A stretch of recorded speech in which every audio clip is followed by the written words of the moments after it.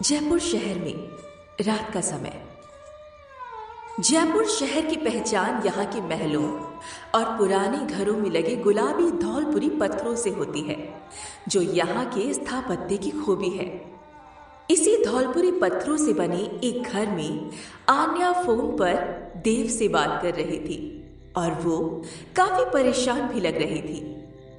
आन्या अपनी धीमी और दबी हुई आवाज में देव से बोली, मैंने आध्या को बहुत समझाया देव कि वो आन्या बनकर मेरी जगह पार्टी अटेंड करने चली जाए, लेकिन आध्या आने से साफ साफ इनकार कर रही है यार।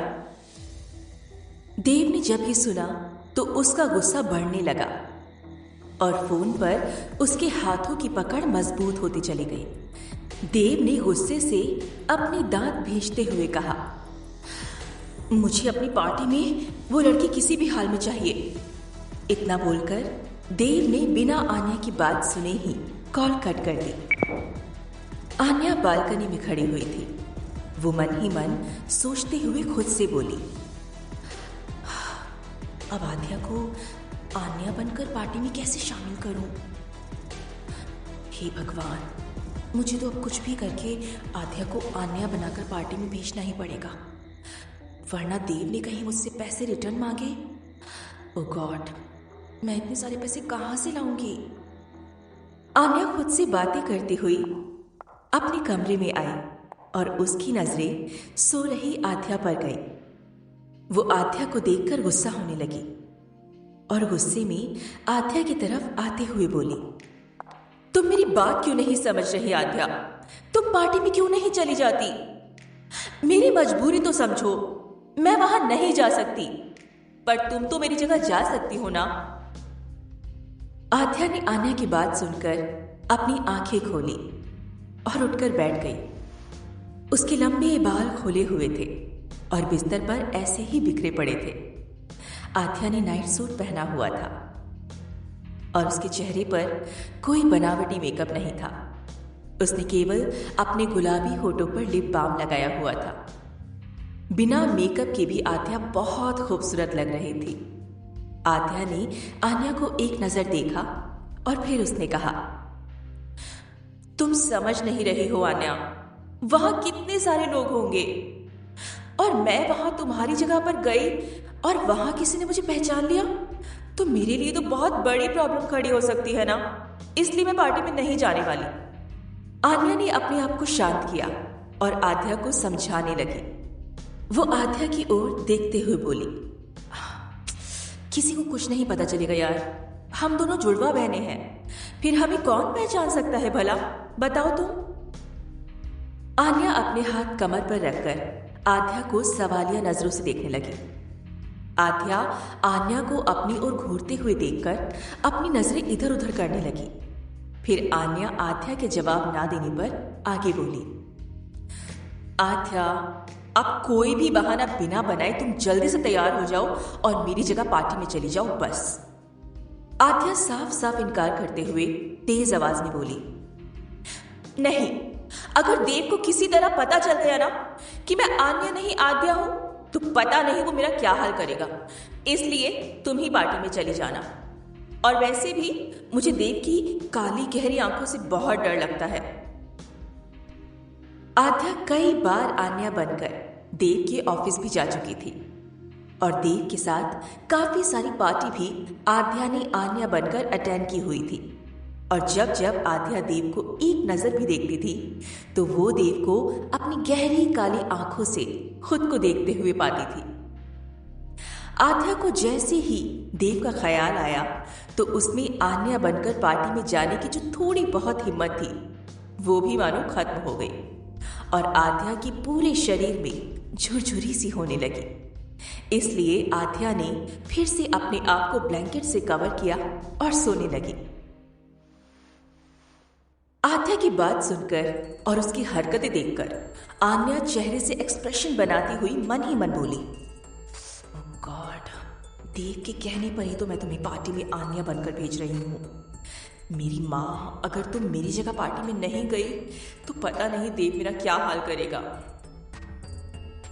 दरअसल बात ये थी कि देव को तो पता था कि आध्या ही आन्या बनकर पार्टी में शामिल होती थी, लेकिन आध्या को ये लग रहा था कि देव उसे आन्या समझता था, जबकि ये सब तो झूठ था।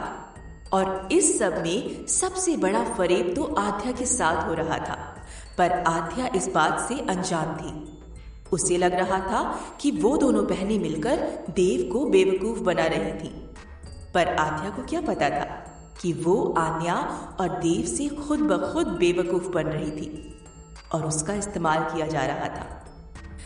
फिर काफी देर सोचने के बाद आन्या आध्या के पास गई और आध्या का ब्लैंकेट खींचते हुए बोली, आध्या, तुम्हें देव के बर्थडे पार्टी में जाना ही होगा। आध्या ने एक गहरी सांस ली और आन्या की तरफ देखकर चिढ़ते हुए बोली, तुम समझ नहीं रही आन्या, अगर वहां मुझे किसी ने भी पहचान लिया कि मैं आन्या नहीं बल्कि आध्या यानी तुम्हारी बहन हूं, तो पता नहीं वो मेरा क्या हाल करेंगे यार। ये सुनकर आन्या ने गहरी सांस ली और फिर आध्या को समझाते हुए बोली, आध्या, तुम मेरी जुड़वा बहन हो ना, और हम दोनों में थोड़ा सा भी फर्क नहीं है, तो तुम्हें किस बात का डर है यार। फिर आन्या आध्या के पास बैठ गई और रुआसी होकर भारी गले से बोली, वैसे भी तुम अकेली थोड़ा न जाने वाले हो, तुम्हें मेरी दोस्त सौम्या के साथ जाना है, इसलिए तुम्हें थोड़ी सी भी फिक्र करने की जरूरत नहीं है। सौम्या देव की छोटी माँ अनीता की बेटी थी, जो कि कुछ हालातों की वजह से हमेशा शांत रहती थी और अपने आप को भावहीन बनाए रखती थी, जिस वजह से सौम्या को समझ पाना काफी मुश्किल था। आन्या की बात सुनकर आध्या ने दूसरी तरफ करवट बदलते हुए नींद भरी आवाज में कहा, चाहे कुछ भी हो जाए, मैं आज नहीं जाने वाली, गुड नाइट। और हाँ, पार्टी में जाने से पहले घर की सारी लाइट्स ऑफ करके जाना। आन्या ये सुनकर हड़बड़ा सी गई। उसने जल्दबाजी में अपने हाथ कमर पर रखे और खड़ी होती हुई बोली, अगर तुम पार्टी में मेरी जगह नहीं जाओगी तो मैं नकुल के साथ डेट पर कैसे जाऊंगी। आध्या, जो कि अपनी आंखें बंद किए सोने की कोशिश कर रही थी, ये सुनकर उसकी आंखें खुल गई और वो उठकर बैठ गई। फिर आध्या ने आन्या की तरफ सवालिया नजरों से देखते हुए पूछा, तुम्हारा बॉयफ्रेंड तो देव है ना आन्या, तो फिर ये नकुल कौन है। बातों ही बातों में आन्या के दिल की बात जुबान पर आ गई थी।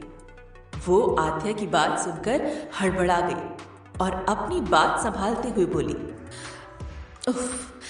आध्या, तुम कितने सवाल करती हो, अब ये ज्यादा नाटक करना बंद करो और जाकर रेडी हो जाओ।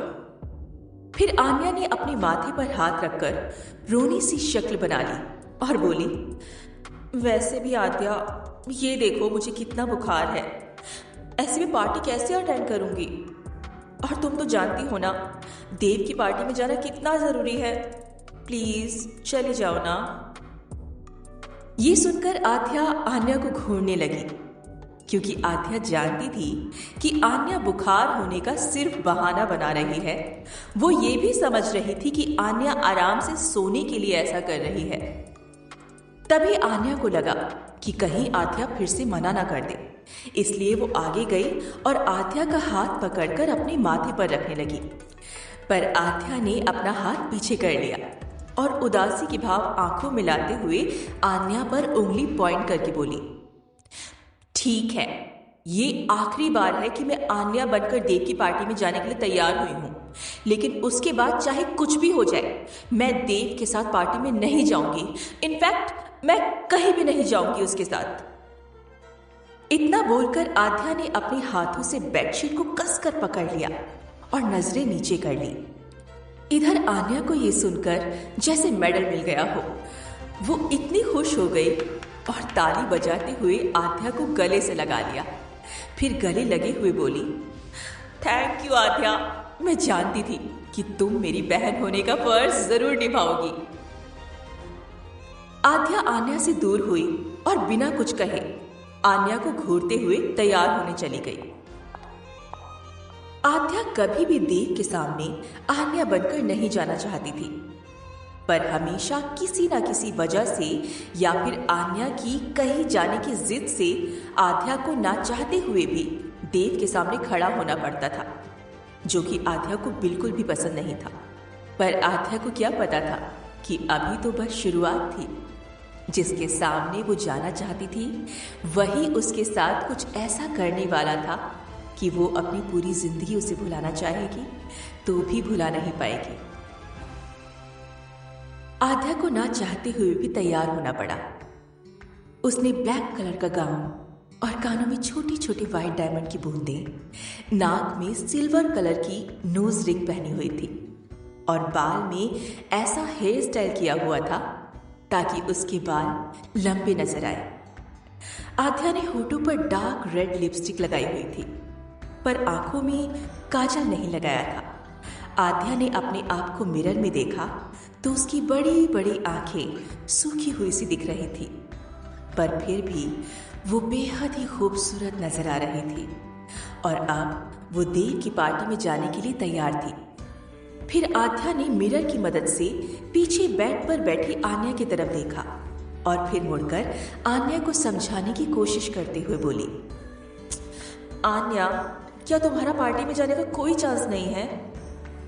आन्या, जो कि बेड पर बैठी हुई थी और मैसेज टाइप करके सेंड कर ही रही थी, वो आध्या की बात सुनकर बिना आध्या की तरफ देखे ही जवाब में सिर हिलाने लगी और फिर मैसेज सेंड करके फोन साइड में रख दिया और उठकर घड़ी की तरफ देखा और फिर वो बोली, अच्छा सुनो, सौम्या ने मुझे मैसेज किया था कि वो अभी आती ही होगी। एक काम करो, तुम पीछे के रास्ते से नीचे चली जाओ और कुछ देर सौम्या का वेट कर लेना, ठीक है?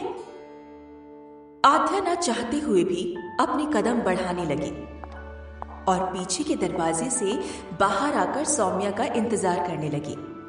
उसके थोड़ी देर इंतजार करने के बाद सौम्या अपनी कार लेकर आई और यूटर्न लेकर आध्या को कार में बैठने का इशारा करते हुए कहा, hey, get in the car now. Aadhya ने अपना सिर हाँ में हिलाया और कार में बैठ गई। इधर आन्या भी आध्या के जाने के बाद जल्दी जल्दी तैयार हुई और उसने नकुल को मैसेज किया। कुछ ही देर में नकुल उसे पिक करने आ गया और